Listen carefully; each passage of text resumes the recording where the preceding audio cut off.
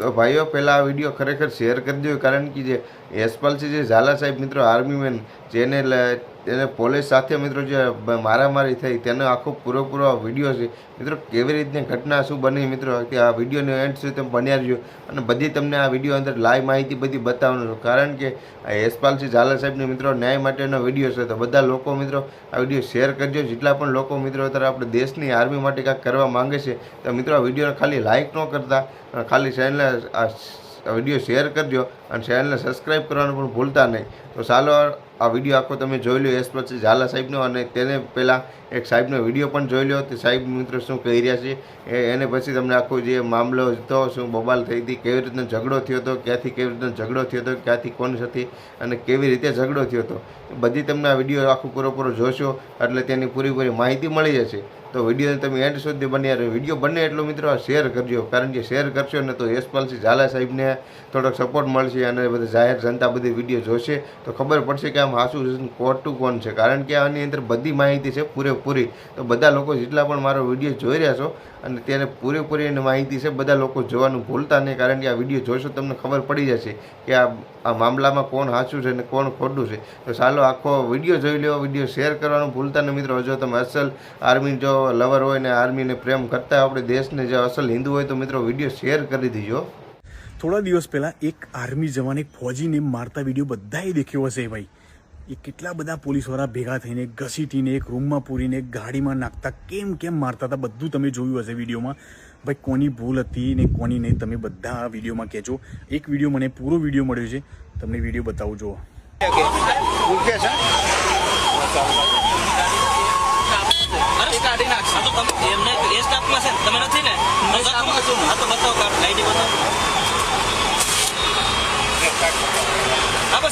ફોટા ચાલુ કરો, આઈડી બતાવો એ ભલે ને કાઢે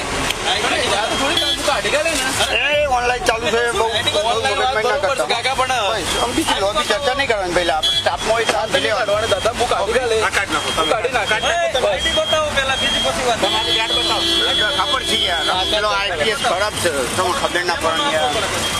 નોકરી રાગડીને પાર્ટી લઈ લો, બીજી લોબી ચર્ચા પાર્ટી નહીં હારી કાર્ડ ના બરાબર.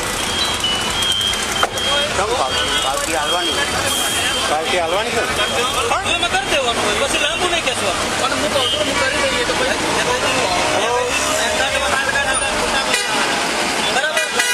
ખોટું લાંબુ થાય એમાં તો સીધી રીતે કહું છું પાર્ટી ખાલે કે યાર આટલા સાઈડમાં જ છે ને હું યાર મગજમારી કરવાની હોય જો તો મેં જો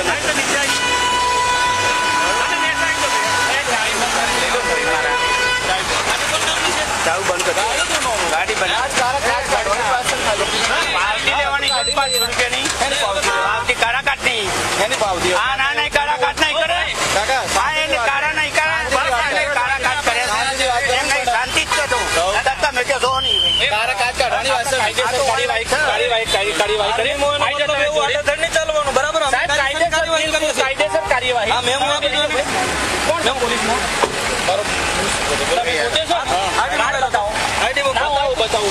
શાંતિથી આઈડી લો એનું અને ન આપેલો ગુનો દાખલ કરી દો.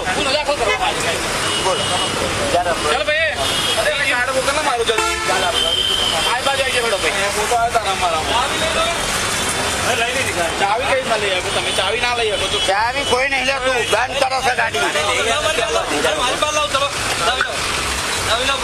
ચાવી ની વાત ચાવી નહીં લેવી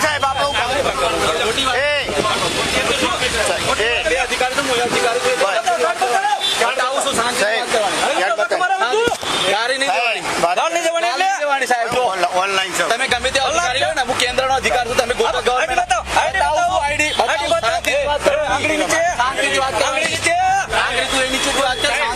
અધિકારી નહીં એટલે કે ખોટા પોલીસ ના બોર્ડ બતાવે હું કાર્ડ લાવું છું એવું કોઈ આપણે કહ્યું તો એવું નહીં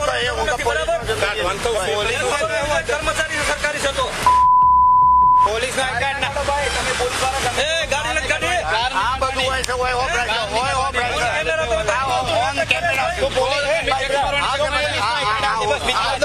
પોતાનું જોવાનું બીજા કઈ દાખલ કરવાની. મારું આઈ કાર્ડ મોકલજો જલ્દી પેલા જોઈ લો સાહેબ કેવું કરવાનું મેમો આપી દો પેલાનો. કાળા કાચનો મેમો કઈ ના આપી આવો કેમ કેમ ના આપે? તારા કાચ હું કાઢી કાઢું મેમો એવું કીધું પોલીસનો છે. મારા માસાની ગાડી છે પોલીસ પોલીસ માં બે ભાઈ છે મારી વાત તો એટલે ભાઈ ફોન કરું બરાબર ભાઈ, તારા છે ને કાઢી લાવવાનું હોય. મારો ફોન તારા છે ને ભાઈ એ કાઢી લાવવાનું હોય બરાબર. એવું કીધું હું પોલીસ પોલીસનો યુનિફોર્મ પહેરી ના પડે એમ જે પડી પોલીસનો સિમ્બોલ છે. એની નહીં પડવાનું ભાઈ. એની ગાડી એ લઈને ફરે તો ચાલે. ગાડી એ ના ચાલે ભાઈ. ગાડી ના લઈ શકું છે તારા આર્મી કાર્ડ લઈને ફરે ચાલશે? આર્મીની ગાડી ના ચાલે ભાઈ. મારી વાત મેમો ભરવાનો છે ભાઈ. તારા બાપુની દાખલ થશે ભાઈ. કરો દાખલ મેમો રાખે. મેમો ભરવાનો છે ગમે તે થાય. કરો પેવા ચાલુ કરો એ મેમો લખવાનું ચાલુ કરો. હાલો.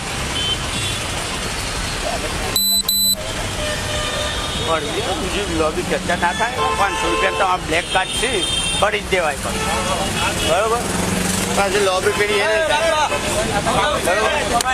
અલે અહીં મત કે ગાડી પકડી છે આપણી હા એટલે તમારો ગાડી ના ભરો લે સાહેબ વાત કર લે સાહેબ વાત કર કોણ છે હલો કોણ બોલે ભાઈ? અરે સ્ટાફમાં છો એ બરાબર છે બધી વાત, એટલે હું આ દાદાગીરી કરવાની હે? આ કલાક છે પોલીસને નાટક કરે છે અમે. ક્યાં નાટક કરે છે એ હે કોણ બોલે તું? હા બતાવો તમારી આઈડિયા વોટ્સએપ કરો, ચલો હું જોઈ લઉં. નાનો હોય મોકલાવો હોય બોલાવો કાળા કાઢવાનું કે તું નાટક કરે? તમે કેવી વાત કરો છો એને કા શાંતિથી મેમો ભરીને જતો રે ભાઈ, ને હું ડિટેન કરી દઈ ગાડી. તમારે ના એમ જોવો ને હું ફોટા પાઈ મોકલે પોલીસ વાળાને ચેટવાની ગાડી છે ને તમને ગુનો કાઢતા હોય ને મને આવરે છે તમારો નંબર લાવો તો તમને મોકલું છે એટલે ગાડી પોલીસ વાળાને બ્લેક કાર્ડ કરીએ બાકી ફરી હે? નંબર લાવો હોય રે ના અને હું એક જેટલા પોલીસ વાળા ગાડી કરી છે ને એ ઘણા ફોટા પાડી મોકલું છું તમારે પીએ ને વાત કરી કોઈ છે ને પાર્થરાસી કોઈ છે ને એ વણો વાત લોબુ કરું છે ને તમારે ગાડીમાં આવવાનું ગાડીમાં આવવાનું એનો લખીને આવવાનું નહીં પડે સાહેબ મેં કરી વાત કરું ગાડી મુક્ત હતા અને હું ગુનો દાખલ કરી. તમે તો કરો ભાઈ વાત ગુનો તો તમે દાખલ કરી બરાબર. મેમોનો ભરાય તો કઈ? જયેન્દ્રસિંહ બોલાવો લાવો મારો ફોન મેં કહી દીધું ને મેમો ભરવાનું કીધું બરાબર. મેમો તો ભરવાનો જ છે. ચાલો એટલે શું છે?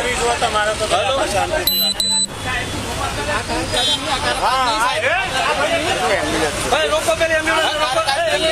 હા લઈ લે ધોની પકડો પારે મારી પકડો બધાની હલો લઈ લે. મારો દંડ ભર પેલો પછી બીજી બધી વાતો કર આજે ભાવજી લાવો મારી લાવ લખીને આલો 500 રૂપિયા ભરો એ ભાઈ સાહેબ એટલે હું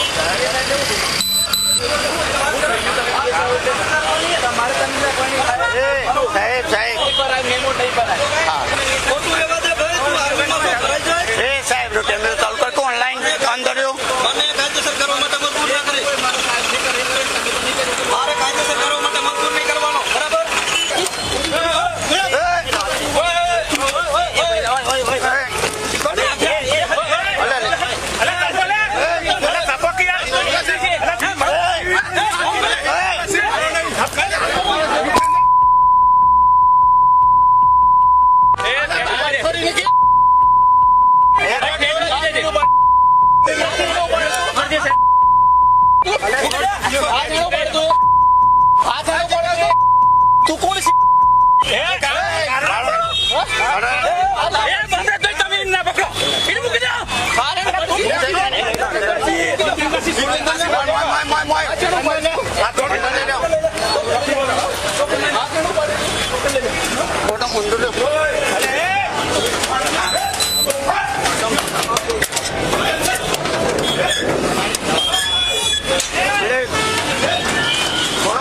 તું કોણ બંધ કરો કે પણ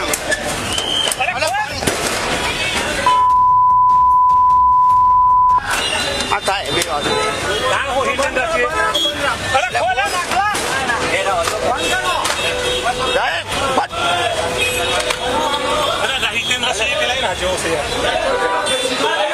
ખોલો યાર ખોલો તો કે લઈ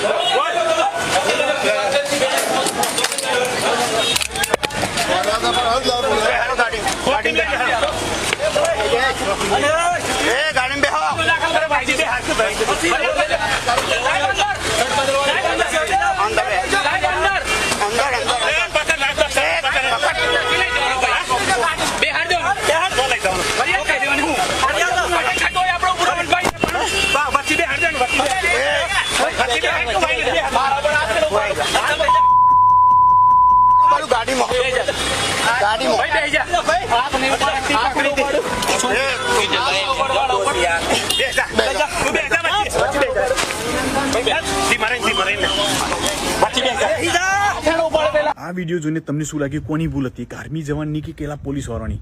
જરૂરથી મને કહો ભાઈ કે આ વિડીયોમાં તમને કોની ભૂલ લાગી?